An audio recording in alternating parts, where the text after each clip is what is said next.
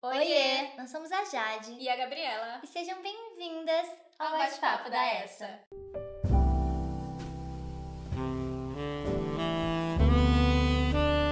No último bate-papo, nós trocamos bastante sobre a importância de criar uma experiência para o seu cliente que seja única, que seja memorável e que fique, né, Gabi, na mente e no coração dele. Mas como fazer isso quando tem pouco investimento ou quando está recém começando um negócio? Bom, esse é o assunto de hoje e a gente gostaria de dissertar um pouquinho sobre como, na prática, a gente pode usar a criatividade para ganhar força de marca. Perfeito. E aqui na Essa a gente usa os 3 principais pontos que são essenciais nessa estratégia, né? Na construção dessa A experiência gente tão sempre memorável. parte, né, desses 3 pontos. Exato. O primeiro, totalmente o visual, né? O primeiro momento ali. O segundo seria o verbal e o terceiro, o sensorial. E eu acho que a gente pode trazer alguns exemplos, né? Para eles entenderem bem como aplicar isso e servir de inspiração também. Perfeito. E quando a gente fala do visual, tem todos aqueles elementos que a gente já citou várias vezes aqui, da cor, da fonte, mas é além disso. Como que a gente pode inovar e trazendo muito o exemplo do unboxing, que eu acho que vai ser como a gente vai conseguir trabalhar todo esse episódio com exemplos na prática, porque é de fato um ponto de contato ali físico com o cliente, onde a gente pode explorar tudo isso. E pensando então no unboxing, o visual seria trazer cortes de repente na tipografia. Até aqui a gente tem um exemplo Da Essa. onde a gente corta as palavras no visual, que já dá uma quebra de expectativa e esse elemento de surpresa. Claro, é super sutil, mas poderia ser uma estampa da marca, poderia ser uma cor nova, trazer ali o visual dentro da textura. E a textura ainda brinca com o tato. Sim. E aí a gente já vai pro sensorial, pulando aí algumas etapas. Estão muito ligados, né? Então, automaticamente, quando a gente trabalha o visual, a essência dele ali, tu já vai pensar em algo que vai envolver essa textura também, né? Algum papel diferente já envolve essa textura E já... às vezes dá pra, inclusive, colocar uma textura, a estética de uma textura sem a textura em si. Exato. Então, quando a gente coloca uma expectativa ali, por exemplo, a gente trazer a textura da areia na foto, mas não tem uma areia no cartão de agradecimento, na embalagem. Então é legal ter essa quebra também, entre brincar entre os sentidos, né? E automaticamente essa criatividade vai influenciar em outros detalhes. Então, por exemplo, se eu usei a areia no meu cartão ali, só a imagem, nas fotos que eu vou comunicar com a minha marca nas redes sociais, eu posso usar um granulado, que já remete um pouquinho a essa textura que eu utilizei no físico. Então é uma forma de conectar também, né, o off com o online e fazer com que a pessoa perceba esses detalhes, mesmo que inconsciente, né? Exatamente. Acho que um exemplo de visual que a gente pode trazer é a questão até do lançamento da Mascavo, onde ela mandou a esponjinha gigante. Pra casa da Malu Borges, que conversou com o público, com o conceito da Malu, a estética da Malu, com o diferencial, a essência dela, e ao mesmo tempo trouxe aquela diferença de proporções, né? Então a gente conhece a esponjinha pequena, a gente viu ela maior, trabalhou aquela textura. A Fran também, né, com o lançamento que ela fez, ela mandou o rímel gigante, Verdade. dentro da embalagem tinha um rímelzinho menor, E ela mandou né? pro Rangel, que já tá acostumada a fazer unboxings diferentes. Então, assim, é muito legal ver como tudo tá interligado. E dentro, então, dessas estratégias, a gente vem do visual, a gente também pode trabalhar o verbal. E aí, um exemplo que eu acho que é legal da gente trazer, Gabi, é o próprio McDonald's. Porque tem 2 elementos muito importantes verbais. Muito marcantes, né? O slogan, que é "Eu amo muito tudo isso", que todo mundo já conhece e que faz muito sentido com o McDonald's. E também a ação que João Branco também, inclusive, fez, que é nosso ídolo, a gente ama ele, que foi trazer o Mac, né? Em vez de McDonald's, Mac pra fachada das lojas. E isso linka muito com o que nós comentamos anteriormente, né? De entender bem o seu público, escutar ele. E se o meu público tá falando desse jeito, por que não trazer essa sacada pra ele se sentir ainda mais próximo, Se sentir né? acolhido Totalmente. e que faz parte daquilo. Ó, nós ouvimos vocês. Vocês chamam tanto a gente de Mac, então a gente é o Mac. É igual o Mac existe, né? Cada um tem o seu ali e o quanto eles trouxeram isso pra comunicação. E o quanto isso precisa ser orgânico. Lembra no último bate-papo que a gente falou que às vezes a marca quer passar uma mensagem, mas não necessariamente o público quer ouvir? A gente tem também o exemplo do mercado Oxo. Oxo. Oxo. Isso, que o brasileiro gosta de chamar de Oxo, porque veio pra cá e é a forma de leitura da gramática portuguesa. E eles colocaram embaixo de todas as lojas da rede, se fala Como se lê. Oxo. Tem até o acento certinho, o que ali. Então assim, eles estão educando o público. Mas será que isso é legal? Será que eu não acho que seria tudo mais é uma interessante percepção, né? eles Até que ouvirem ponto que é isso é Osho? bom. Uhum. No Brasil é Osho. E acolher tudo isso. Então, ver até que ponto isso é bom e até que ponto isso funciona. Exato. Será que o público de fato começou a usar o nome certo? É. Então, assim, esses cuidados são essenciais. Mas o verbal pode sim ser uma forma de utilizar a criatividade e ser diferente. Então, brincar, trazer metáforas, analogias, brincar com o nome, como a gente fala, né? Uhum. Que sempre haverão outras marcas, mas a sua será essa. Tentar encontrar dentro da sua marca alguma figura de linguagem, alguma metáfora, alguma questão que possa trazer uma brincadeirinha, um trocadilho que a pessoa pense, nossa, como eu nunca pensei nisso antes. E ao mesmo tempo envolve muito o público, né? Exato.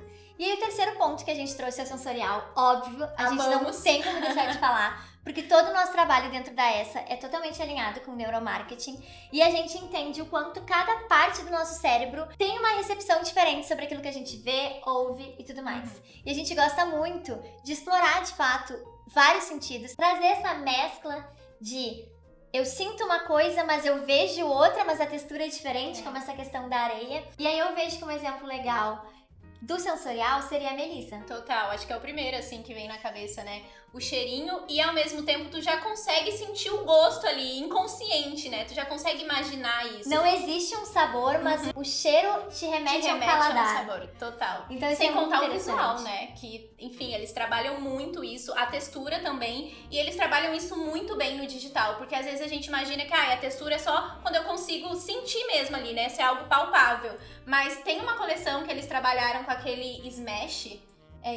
Isso, É, e era acho onde que eu é ia isso. chegar, que assim, tem o tato, tem o visual, tem essa questão do paladar ali meio inconsciente, e tem também a parte sonora, porque eles trabalham muito o movimento ali do plástico, o som que isso traz, isso é muito E legal a também. textura disso, né? Tu também consegue sentir, mesmo que no vídeo, tu consegue sentir aquela sensação que, enfim, pra alguns foi, né, ruim, assim, meio que uma gosma, mas pra outros é confortável. Então, tem que pensar muito nisso também, nessa aceitação do público, mas é algo que tu consegue transparecer demais, de utilizar realmente os sentidos até mesmo no digital. Então não fica preso que é só no físico que eu consigo explorar isso. No digital tu também consegue utilizar essas sensações, né, e esses sentidos e remeter isso de diversas formas, né? Então, eu tô passando uma sensação mesmo que por vídeo. Eu tô gerando ali, eu tô sentindo um cheirinho e eu já consigo sentir que gostinho isso teria, né? Eu já consigo imaginar isso. Isso, e trazendo ainda mais pra prática, porque esses exemplos são de marcas grandes, né? O McDonald's, a questão da Melissa, mas trazendo ainda mais na prática, eu vejo que é muito fugir do comum e do óbvio. Então, eu vou enrolar a minha peça, eu tenho uma marca de moda. Qual é o comum? Eu tenho certeza que vocês responderam que é o papel de seda, já O veio na mente. adesivinho fechando. O adesivo redondo fechando o papel de seda e o cheirinho por cima. E assim, como então ser diferente? E se ao invés do papel de seda fosse um tecido? Ou um plástico bolha?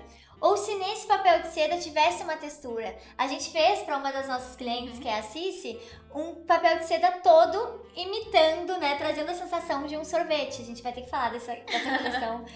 É um assunto pro próximo bate-papo.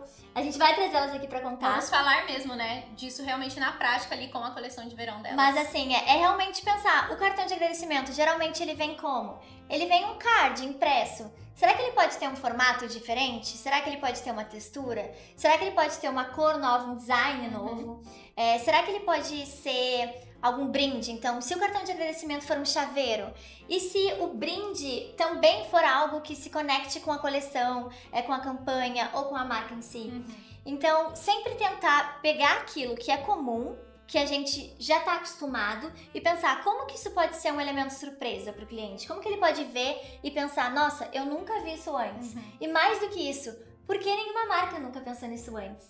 Então, é bem isso, assim, é de olhar os detalhes com um senso crítico, de perceber o que tá ali, o que é comum, o que eu posso fazer de diferente.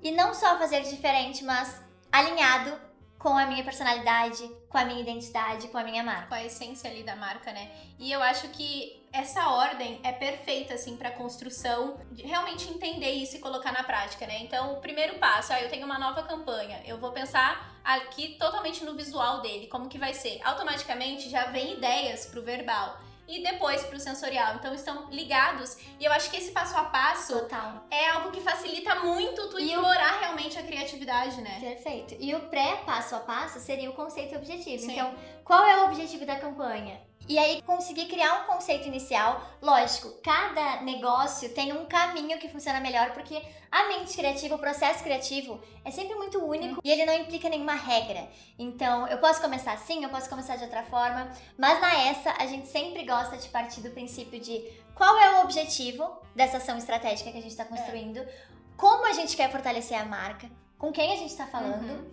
E a partir disso, a gente cria um conceito e desse conceito sai, então, o guarda-chuvinha do verbal, do do visual, visual e do sensorial. É. E tudo isso resulta em uma experiência do cliente que é, como tudo isso que a gente falou, única, memorável, que fica na mente e no coração dele. E eu acho que um ponto bem legal de comentar é que aqui a gente usou bastante a ideia de utilizar tudo isso numa campanha, mas o quanto isso também é aplicável em outros momentos, Com né? certeza. Então, eu tô construindo a minha marca, eu tô pensando ali na jornada do meu consumidor. Esses 3 passos também ajudam muito você a explorar essa criatividade em outros momentos também, não só em uma campanha. Eu acho que todo momento que tu pensa em diferenciar a tua marca e fortalecer ela, tanto com o consumidor como no mercado, envolve muito isso, né? Passa por por essas etapas. E não só no unboxing, né? A gente trouxe aqui de exemplo para facilitar, e porque é o assunto que as nossas clientes mais amam trabalhar. Mas a jornada do cliente, ela passa pelo site,